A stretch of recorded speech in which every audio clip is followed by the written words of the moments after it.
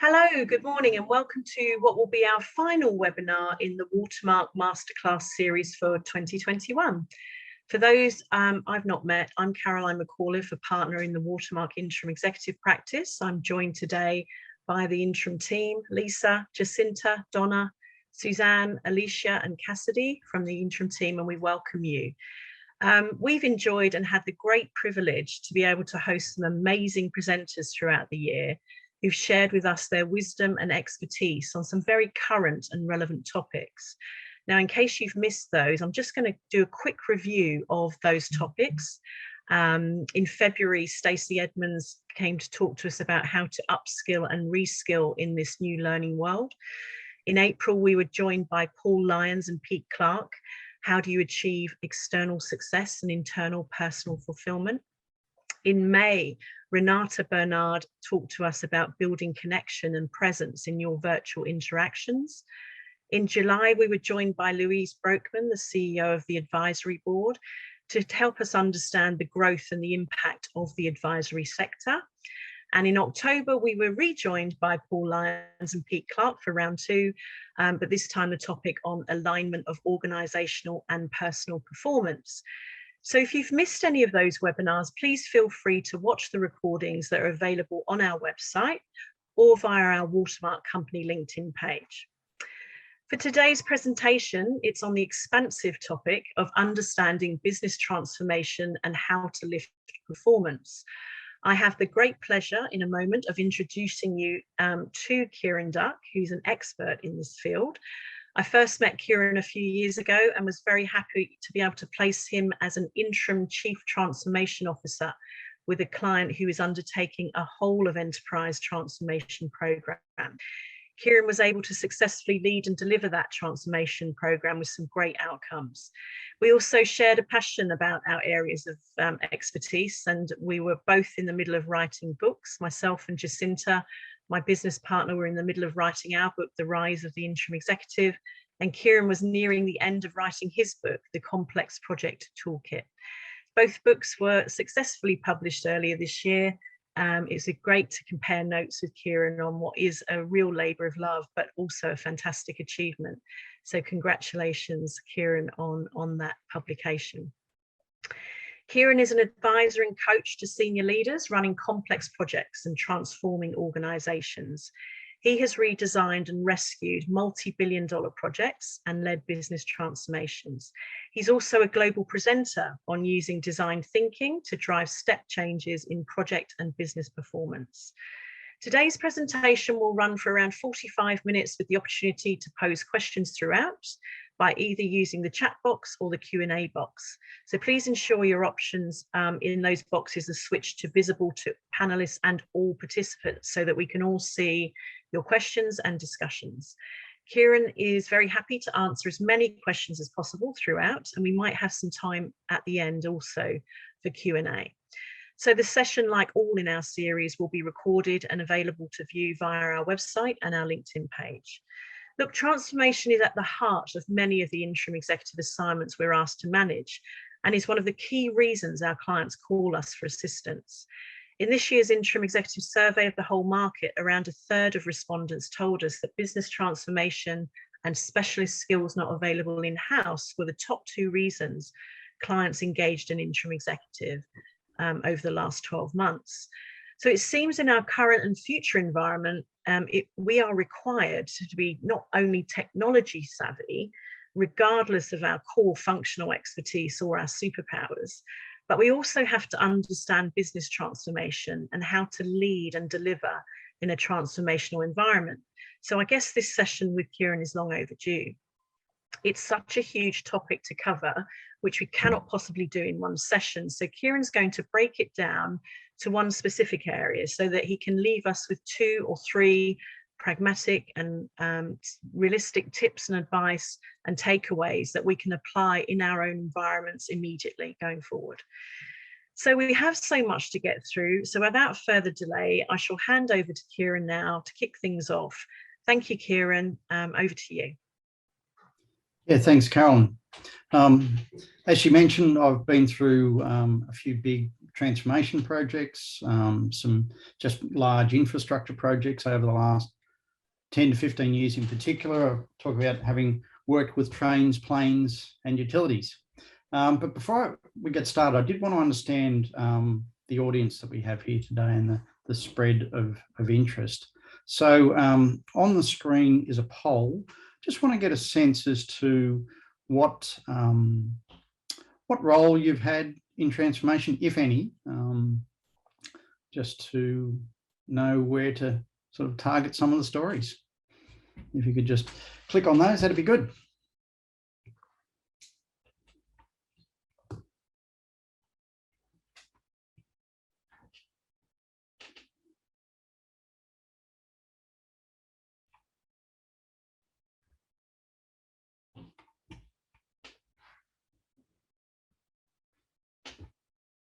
Okay.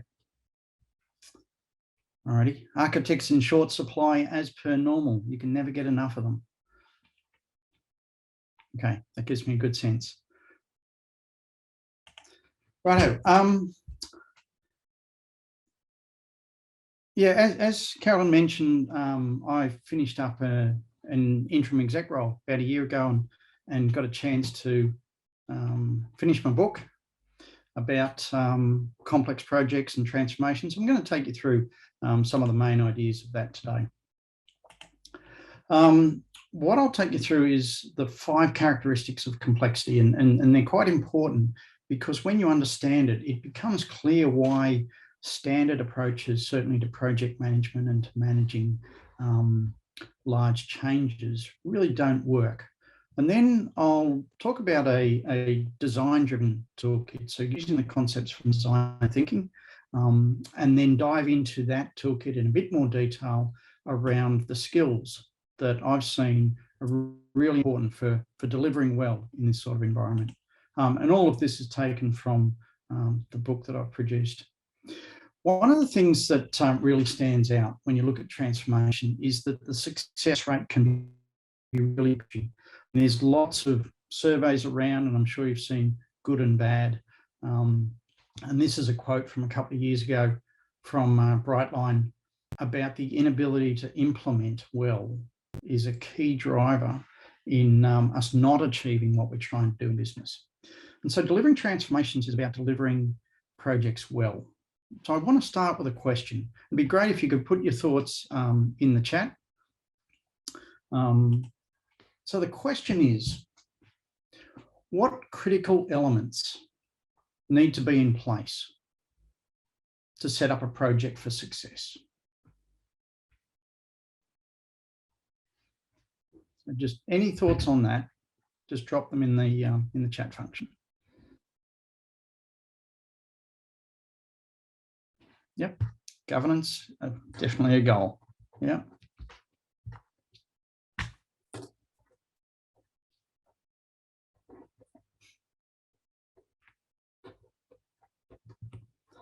Yep, scope is a common one. Resources, the deliverables. Yep. What's the outcome? Yep. Okay. Good. Accountability. Yes, actually, I could have a long debate about accountability and can you actually hold anyone accountable, or do they have to take their own accountability? So there's a lot of change dimensions, the business case. Yep. Yeah, good. So a lot of that is about leadership, about setting expectations, clarity of outcome. I did a lot of research into what's important, and they're really, along with the elements of leadership, these were 6 dimensions that we saw were really important when it comes to delivering projects. A real focus on what needs to be delivered, be able to prove this is the best option, whether it's a business case, whatever it might be.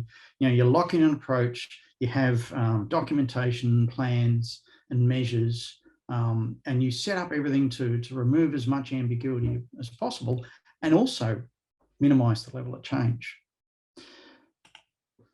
And all of that is standing on a view that you're trying to create certainty, predictability and control. But the big problem is life is rarely like that. This is a scene from Pulp Fiction, a movie, actually it's 27 years ago, this movie, so it's making me feel rather old. But for those who haven't seen it, it's a conversation between two hitmen who'd narrowly escaped death in a hail of bullets. And they're having a discussion about what just happened. So I want to play this clip and then consider, was what they experienced a miracle or a freak occurrence? Man, I just been sitting here thinking. About what? About the miracle we witnessed. Miracle you witnessed. I witnessed a freak occurrence. What is a miracle, Vincent? The act of God. And what's an act of God? When makes the impossible possible. This morning, I don't think qualifies. So for me, this is a metaphor for so many meetings that we have, not because we often get shot at, but how many times have you walked out of a meeting, someone makes a comment and you wonder, what meeting were they in? We just had exactly the same experience, but a completely different interpretation of what happened. And this for me is one of the key first characteristics of complexity, is that in so many things that we're doing on transformation, it is actually subjective. We have the same information, but different interpretations. The next dimension of complexity is that all these parts are connected and nobody can see the whole system. You know, ERP needs information from the data work stream who are relying on architecture to deliver elements. There is this inability to simply see the whole system.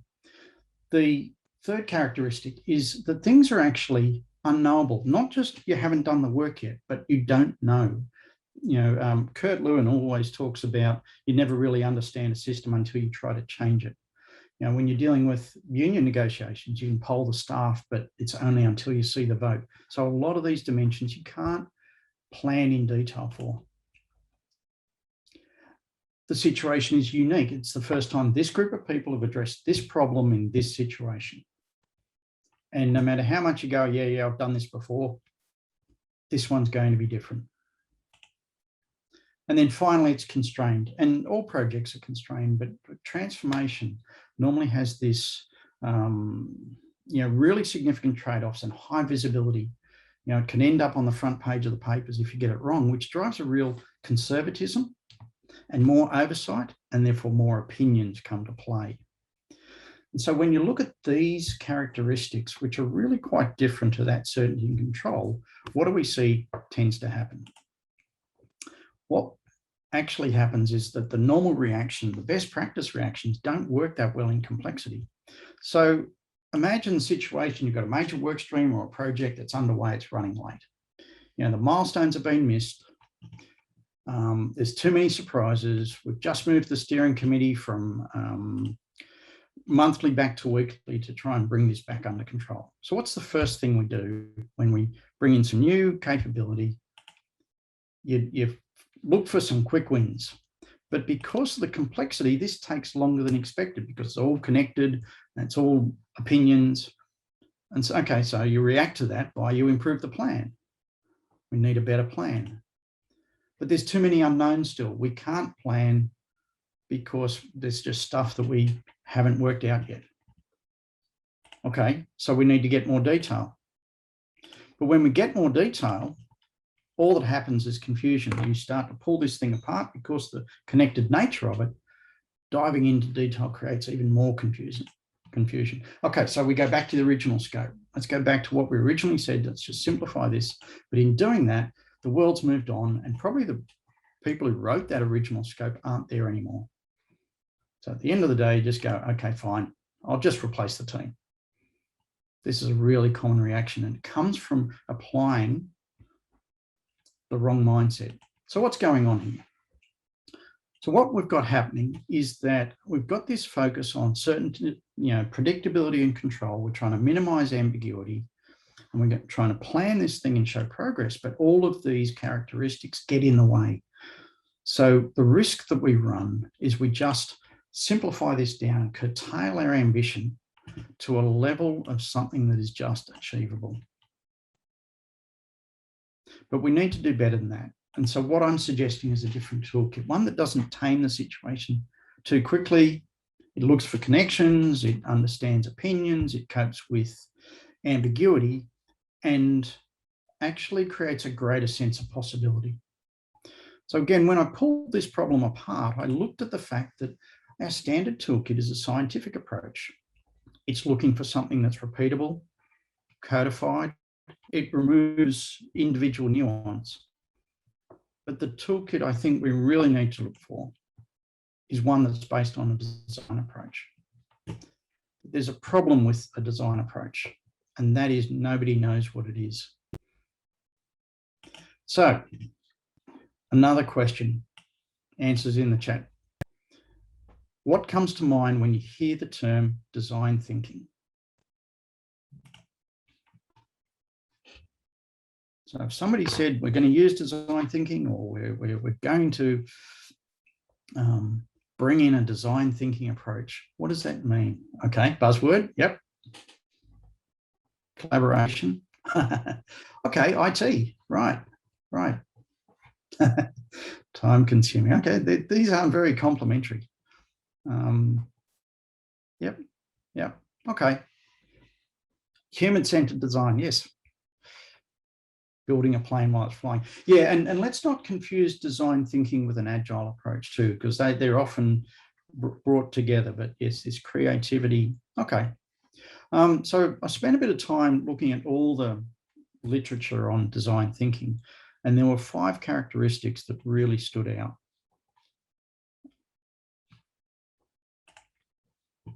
And they were, when we think of design thinking, and this is from people, with masters in the field, that the elements are generative. They look at what could be, they're very human, bringing different voices to the room. They can be quite intuitive in that they're what you believe is the best way rather than proof. A big picture, what they call synthetic, looking at, rather than a reduction approach of pulling things apart, stepping back and looking at the whole. And responsive, adapting to the situation. So a lot of this is about understanding and learning. What I found was that design thinking, these elements, had a strong correlation to the complexity dimensions. For example, I talked about being subjective, so this humanistic approach helps us deal with the subjective nature of the situation. It also helps us deal with the connected nature, because we look to bring more into it. And when I looked across all of this, there was this quite a strong alignment of what design thinking can bring to this 5 dimensions of complexity. And so out of that came an approach to managing projects, particularly transformation, where we have this complexity, that isn't just, hey, run a workshop. No, I've built a whole model around mindsets, practices, and skills.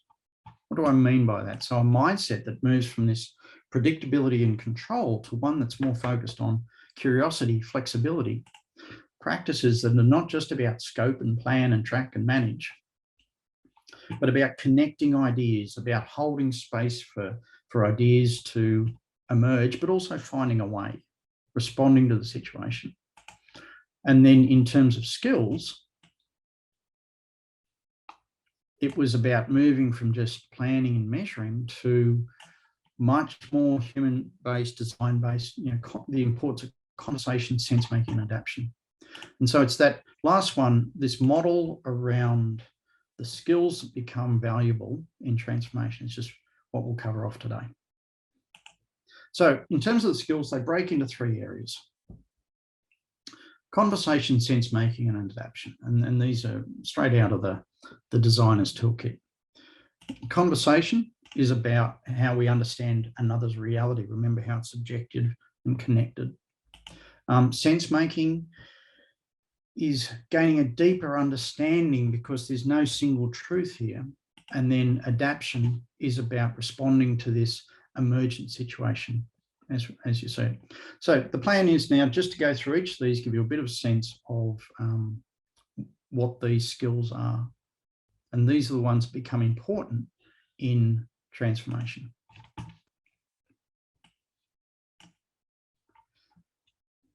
So conversation. First one is actually being able to ask good questions. Getting the question right is equivalent of sharpening your axe, because all we're doing, we're making or using knowledge, and we only do that through questions. And if you ask a good question, you might as well listen to it. Listen not only to what's said, but also how you react. And a great line I've often heard is listening for somebody else's brilliance. What is it that they're bringing? Drawing, drawing allows you to externalize and explain difficult concepts. And I don't know about others, but I'm certainly missing whiteboards in lockdown. There's only so much you can do on a Miro board, but that ability to just draw and interact is really important in complexity. And sharing stories, that's also a key part of conversation. And I'll give you an example. So I joined a team running a transformation, and I met a guy called Adam. He told me his story from his previous experience.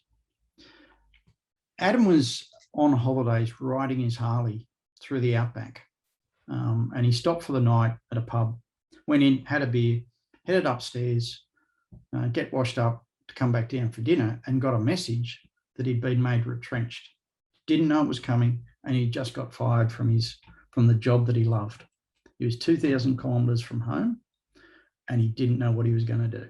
And he came back down, and the publican saw that he was, worried, and that guy looked after him, bought him beers for the night, kicked everyone out of the pub, and just talked to him. And Adam told me that guy saved his life.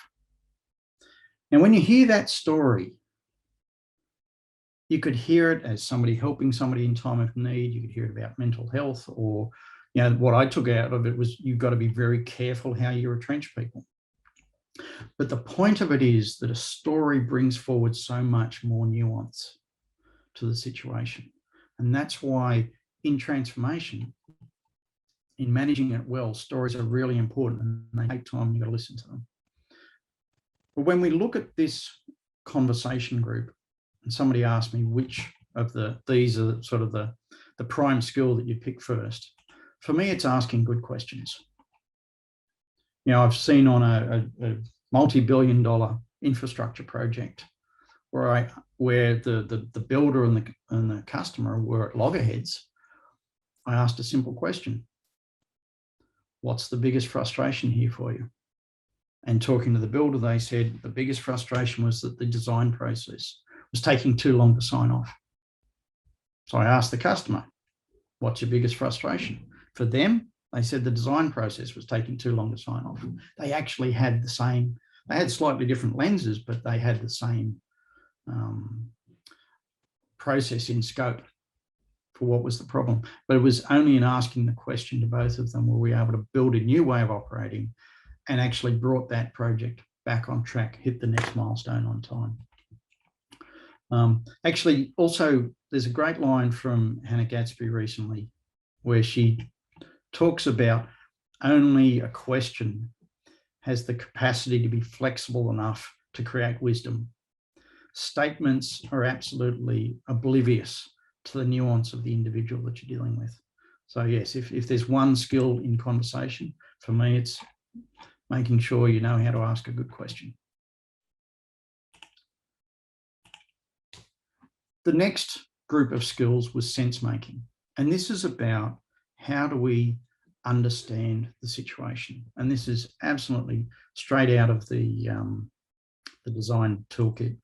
The first one is being able to, having the willingness to explore and discover, to go beyond the margins, to find new ways of seeing. Make to break. Designers often talk about make to learn. You make something so that you learn, and in learning, you make something new. I actually like the idea of make to break. And actually, I'll go through them all and come back to this one because it's quite significant. Then in trying to understand the situation, it's always useful to reframe it. Look for metaphors or models that give you a different insight. Because again, with all these unknowables, you're trying to find a way of holding this. And this reframing then feeds this search for significance, finding the artifact or the naming. An example of this was in one of the transformations I did. I saw that all the projects were coming in 5% under budget. And this was really strange to me. I mean, why was this happening? And in digging into that, looking for the significance of that, I found that there was a story around the place about previous people have been fired for going over budget. And that was actually really significant. It was constraining their ability to deliver well because they saw they had to do this. And it took me probably 6 months to get them to realize that variations are okay. Variations are likely. They're going to happen. You know, it's sort of like if you're not copping a foul, you're not playing the game. You know, project variations will occur. Don't surprise me with them, but also understand that they are natural and that things not to be feared. And that search for significance, you know, it's finding that artifact or that model or that simple reasoning or the high-level vision that draws you forward. You know, I did some work on some trains, and the point there was when we get this done, the trains will be more comfortable and safer. That's what we've got to focus on. And it's often quite hard because to get that simple, I was once told that simplicity lies on the other side of complexity. You've got to do the work. You've got to get through all the muck. You've got to reframe it and try a few different times before you find the thing that really cuts through.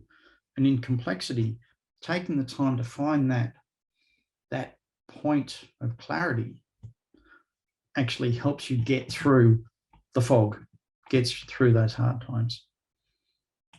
Now, I mentioned make to break. The point here is that so often in projects we go in and we try and prove that we got it right. There was a new time and attendance system going in one location in a new depot, and they decided to prototype it there, but the prototype was about showing them how it was going to work, and it just didn't. And after 6 weeks, the prototype wasn't working, and it was because they were trying to show how it would work rather than trying to understand why it wouldn't, and therefore address that. So in complexity, that willingness to break something, because there's more learning in breaking something, is really quite important.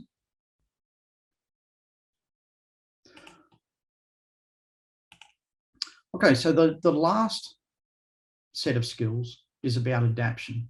It's about responding to what occurs.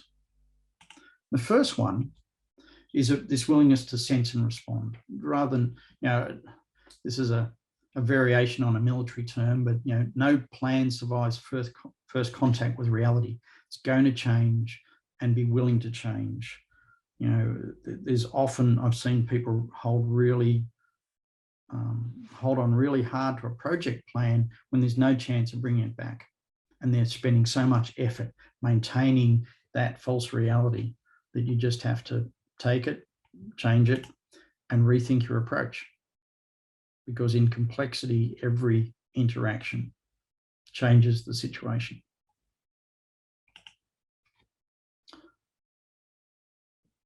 In complexity, when you can't rely on the plan, how do you coordinate action? That's what we normally use to coordinate action.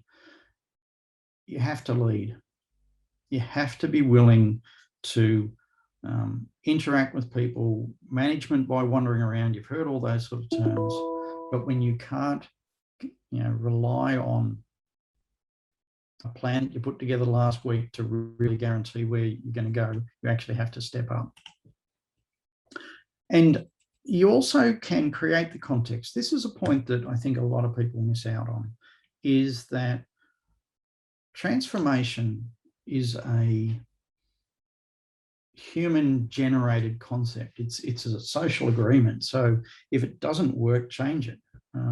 If the project is no good, then we get to design that. We get to change how that operates. And so if it's not working for you, find a way to change it. Don't be a victim to the volcano in this one. So looking at these set of skills and picking sort of the headline one, for me, it's about this willingness to rethink the approach. And within that is also the importance of naming. There was a project that I was on where it was a military infrastructure build. And the military have a concept called military off the shelf, where they go and buy something that already exists, it's commercially available, or it's used by another military. And this build was military off the shelf. But what they found, there was all these variations, and the project was just heading to court. What they'd worked out is that they were changing the requirements so often that this was no longer military off the shelf. It was more like a research and design project.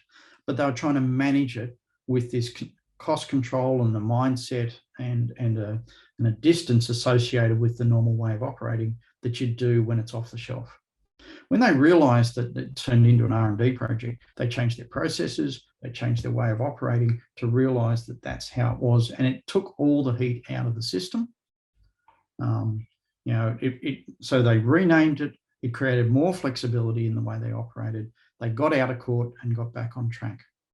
So this willingness, as you understand the world better, to change how you're approaching things is really important in complexity. Okay, so that's a quick run through the skills within this toolkit. So it's all part of it, like I said, mindsets, practices, and skills.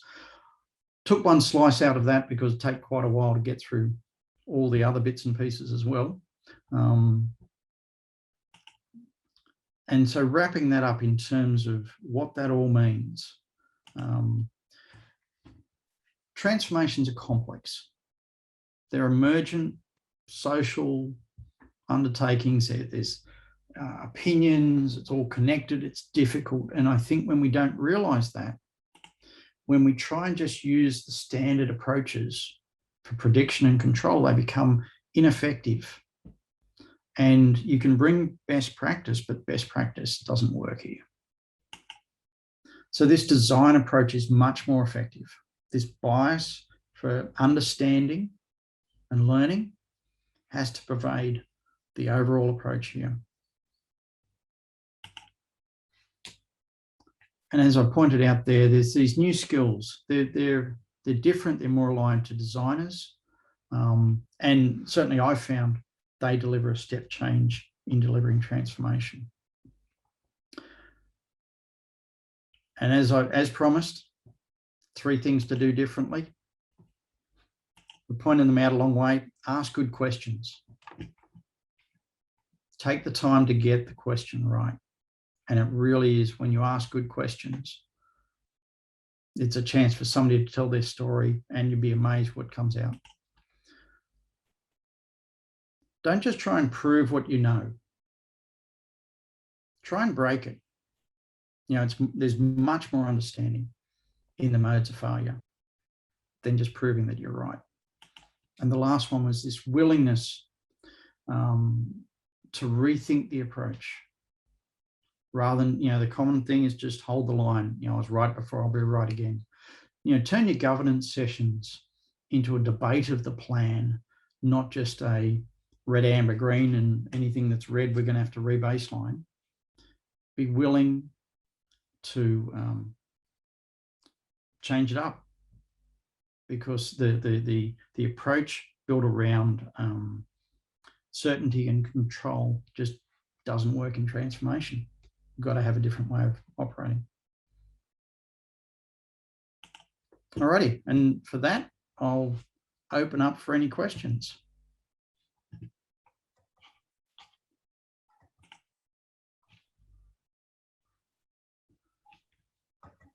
Now, Ali, I might. Kieran, we did get asked earlier if you would be prepared to share your slides post this webinar. Is that something you're happy to do? Sorry, what's that? To share your slides? Yeah, absolutely. Quite happy to do that. Great.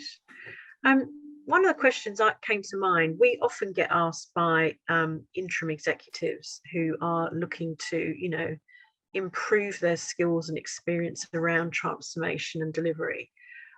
Is there a qualification or an accreditation that you would recommend that is maybe has that approach, your design thinking approach, that they should be thinking about maybe undertaking?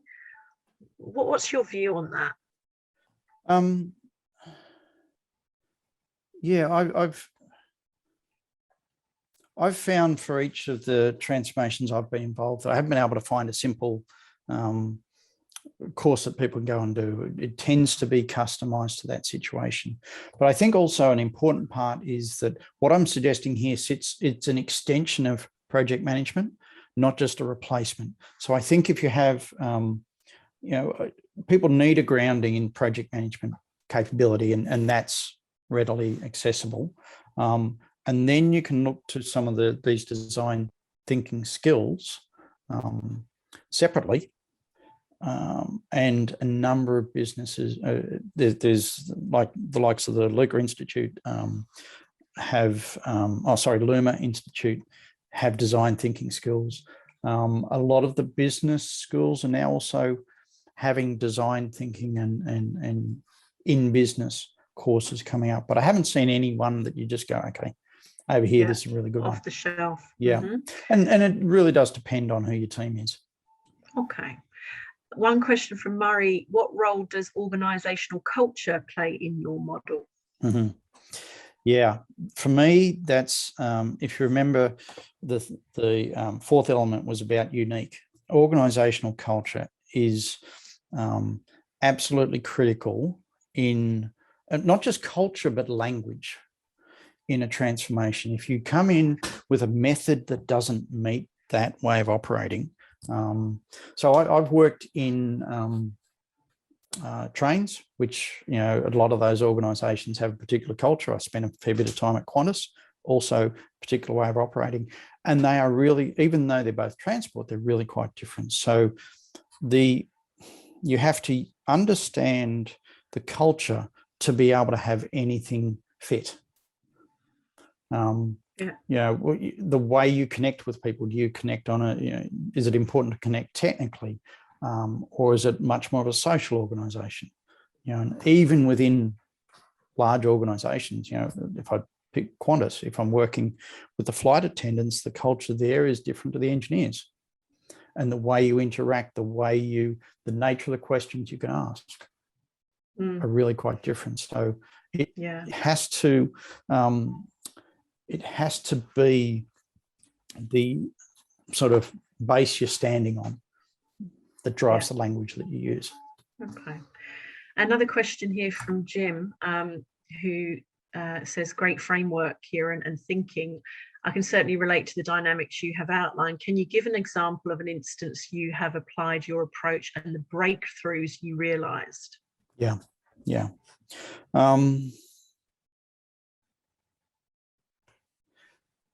There's one that really stands out for me because it's quite different, and it had to do with I'm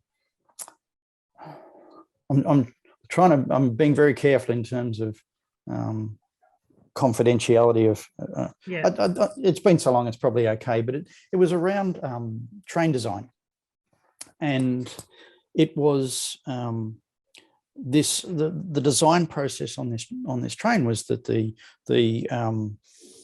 builder would send the design across for sign-off. The rail corporation had 20 days to review it, pass their comments back.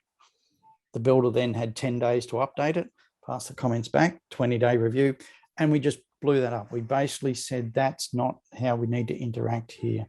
We changed that into, right, everybody sits in a room for 2 days, we do a page turn on this thing, and we solve the problems right there and then. It was a change to the nature of the interaction. It was not seeing it as a process of back and forth and contract says you can do this and therefore we do this. It was much more, no, these are people who like to talk about their topic, get them in a room, get it resolved. And then when you do, we're not breaking that review process. When we do send it through, it goes through one time. Excellent. Okay, thank you. Kathy's asking, Kieran, can you define transformation versus change?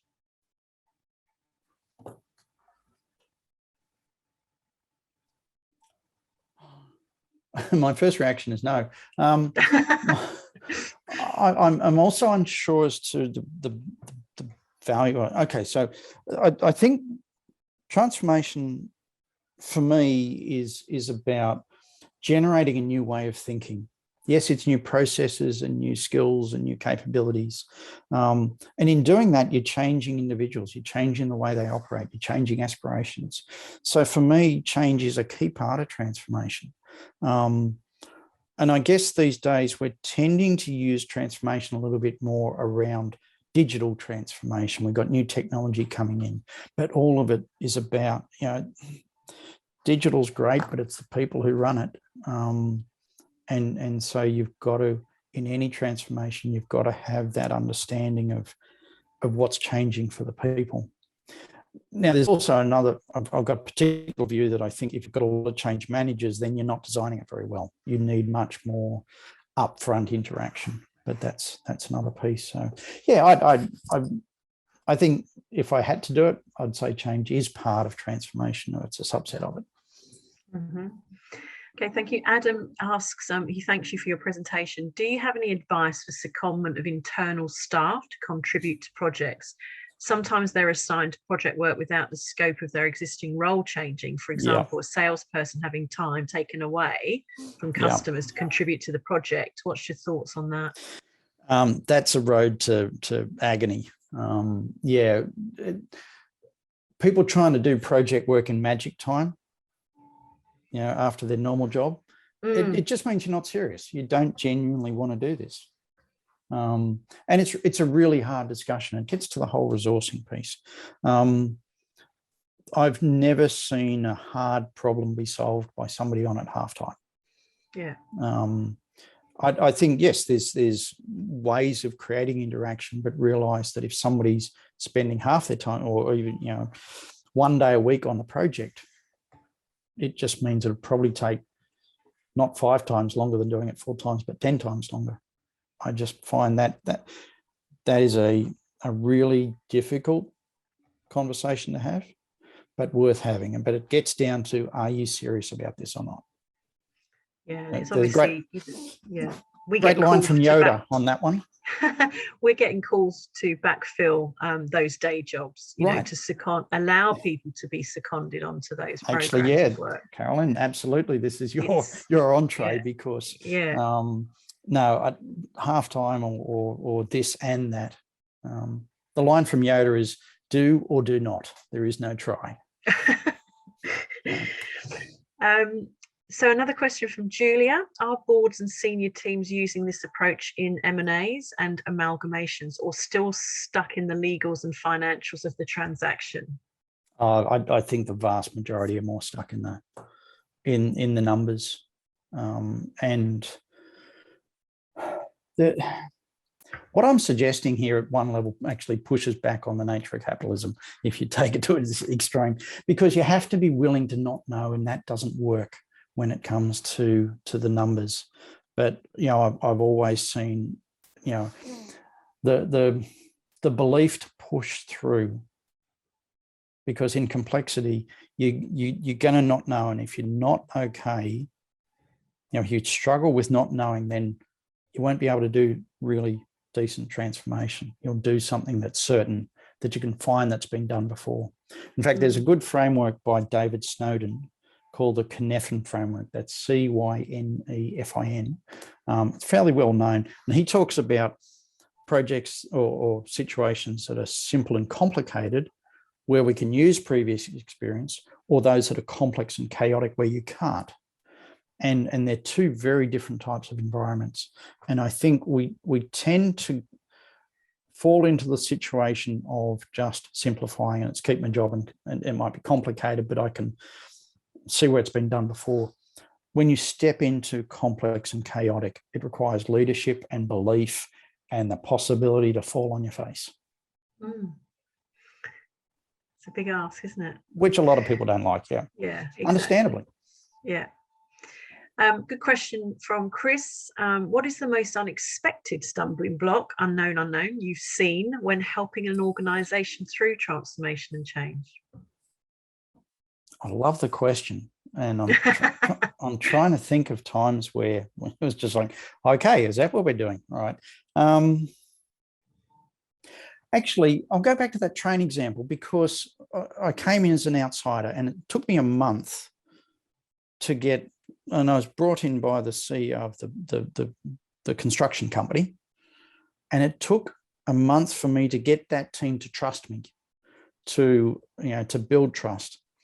And then I had to go to the rail corporation and build trust with them, because now I can actually make promises. I'll go over the rail corp, and it took me 3 or 4 weeks to do that. And I was very focused on that. And sort of when I went back to the builder, I'd lost the trust, and I had to, and I was like, hang on, I thought we'd agreed something. So it was just in that environment, this constant effort to make people comfortable with what we were doing, and not just fall back into their old ways. That one was a bit of a surprise. That's a good one. Indra and Keith have both posed similar questions in terms of executive sponsorship. What is the best way to influence the sponsor when they have a preset expectation on what they want done, and sometimes might be part of the problem? And then Indra continues with changing the mindset of the sponsor would be critical if there's a need to rethink the approach. So what ideas or strategies, approaches you found most effective? Yeah. There was something I learned many years ago. It took me about 18 months to understand it. And it's the concept of speak to their listening. When I find when dealing with execs, they will have a particular point of view, and they have to be heard. You've got to talk to what they're listening for. If they're listening for a particular metric or a time frame, you can't just say you're wrong. You can't just say your kid's ugly. You've actually got to you've got to solve that problem for them first, to almost earn the credits to have the debate about maybe there's a different way of doing it. You can't just walk in and go, wow, this is busted. We can't do this.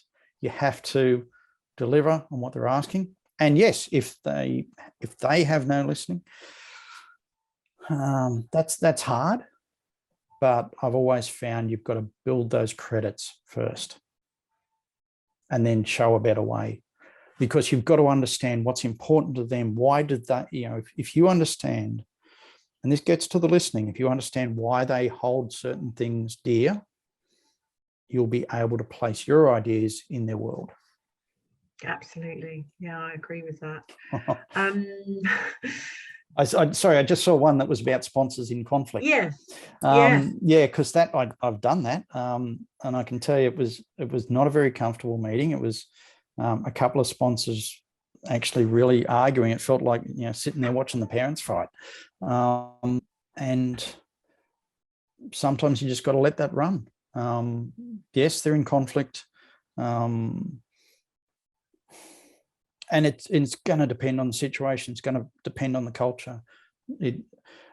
But at the end of the day, you've got to pick a higher order question to deal with, or a higher order outcome, because there will be something, even if they're in conflict, there's some point that they come together. If they don't, well, that's just plain busted. But that's a different problem, and probably won't last. But there, a mistake we often make in complex projects is diving into detail to solve the problem, when sometimes you've actually got to layer up.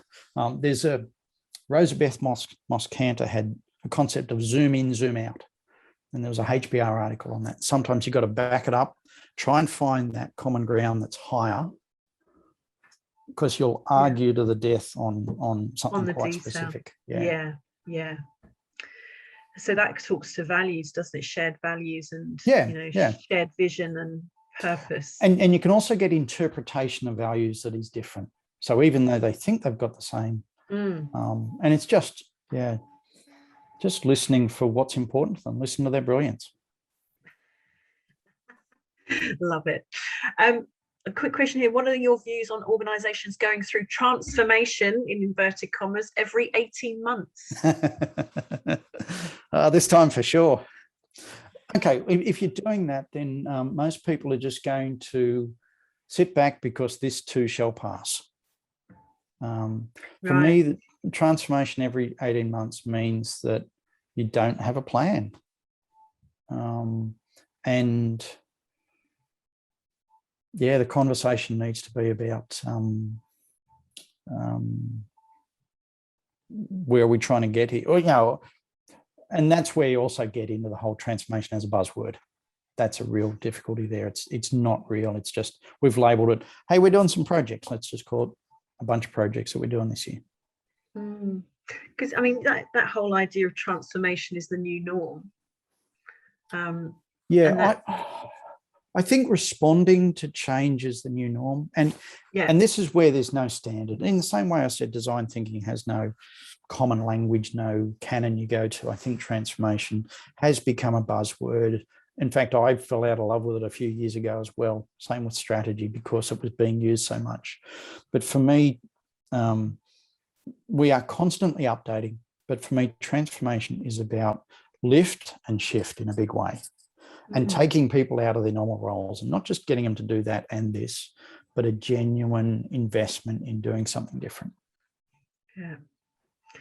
Rob's asking, good approach. I've seen many situations where the boards want the transformation, but the senior leadership team don't, but they smile and say yes. Any tips to break the deadlock? Yes.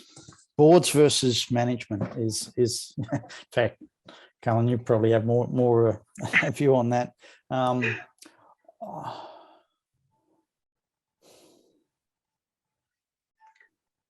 There's not too much you can do as an outsider in that. No. That's going to be on the CEO. That's going to be on, I think for that one, bring the popcorn and see what happens. I often say that I'd love to be a fly on the wall with that conversation. Yeah. It's a tricky one, isn't it? Yeah. How to change mindset to embrace complexity and unknown, which is the inherent nature of creation. Yep, I agree. Our brain is wired to avoid uncertainty.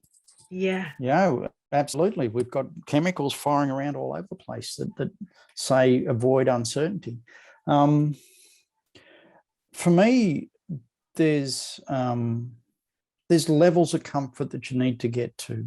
And part of it just comes with experience. So I talk about 4 levels. One, when it comes to complexity or there are people who just don't see the complexity and are happy with that. There are those who see it and it really stresses them out. And then there are those who see it, but say, I'm okay with it. I've had this experience before, it'll be painful. And then at the top level, those who see uncertainty and go, it just is. And it's a really nice place you can get to, and it's a really hard place to be, to say this complexity, it's not good or bad, it just is.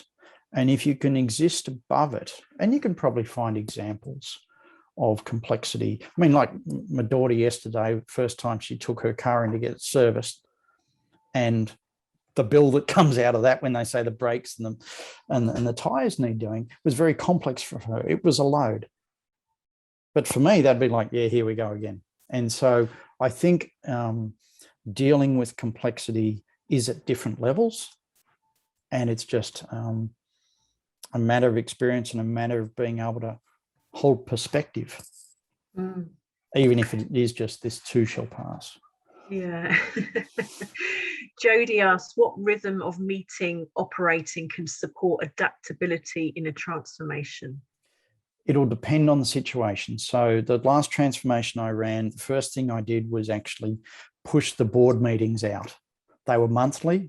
I said, well, I'm not, at your level, I'm not going to show you much. This is a 4-year transformation. So we're going to do it quarterly. I'll be here each month, but you're only getting an update quarterly. Then we go down to work stream monthly, individual projects that are weekly, And on the ERP, we had daily stand-ups. So it depends on the level. I think you've got to find the right level, because daily stand-ups take an energy that I find is really hard to maintain, certainly beyond about 12 weeks. People have just had it. So you've got to find the right level for the situation and use the tool carefully. And Serge asks, what do you think about stopping to celebrate the successful implementations? It seems that they might just go on and on and on without any kind of clear end point. Yeah. And, you know, how do you manage that? I use the soccer game example. You don't sit in the stands and wait for the result and then get up and cheer. You're up and down with the situation. I think any program has to have a rhythm to it. It can't just be always on. You've got to have off times, and you've got to celebrate the good. And so I think even if it's just a lunch, but I would suggest that anything that's gone a year without any recognition of progress, have you had no progress? You know, you know, if you're not going to see anything in 6 months, you're not going to see anything. So there's got to be something to celebrate every 6 months. Yeah. And what are your thoughts on Brett's asking in financial incentives to team members to support engagement? One of the barriers to people accepting change is sense of loss, real or perceived. Clearly defined rewards may aid this real or perceived loss. I think incentives are important. Whether they're monetary or not is another discussion. But yeah, always I think trying to find the good even in the loss. And actually I'll go back to the story of Adam. You know, this was a guy who found out he was retrenched, came back, and it all got reversed. But he came back, he didn't know what to do. And so he started ringing people. And a month later, they gave him his job back, or they cancelled all the redundancies. But soon after that, he kept getting calls for people saying, oh, are you able to work? He didn't realise how much opportunity was there. And so for me, I deeply believe that transformation is about creating possibility. It's possibility for the organisation, possibility for the people there, and ideally possibility for people for what's next. And certainly in our time at Qantas, we put a lot of money, time and money and effort into creating opportunities so people would draw forward out of the organisation rather than feel like they've just been hit by the door as they walked out. Yeah. We're coming close to the top of the hour, Kieran. I think we might have time for one quick question. Did you see any there that came up in the chat that you wanted to address? Or no? No. Well, there was something about politics, but I think we dealt with that. Yeah, there was something about that. Well, maybe we might close off now, because I think people are beginning to leave too, because they've got other things, booked for 12. So what we might do is gather up all the questions that were posed, and obviously we'll be sharing slides, we'll be sharing the recording so that everyone can revisit, and maybe we can address some of those questions that we didn't get to. Yeah, no worries. And I've just put up that, drop me a line on LinkedIn if you want to chat some more about it. And the book is out, even though we never got the launch event, we got shut down. Look, thank you everyone for attending. I hope you found this session useful. Please feel free to contact Kieran and link in with him about his book. Christmas is coming, and so it will be a great gift for somebody, potentially. Yeah, if you want to get a lot of them, give me a call and I'll get you a discount. They're readily available. Wishing you and your families a restful and relaxing festive break, and we look forward to connecting with you again in 2022. Goodbye, everyone.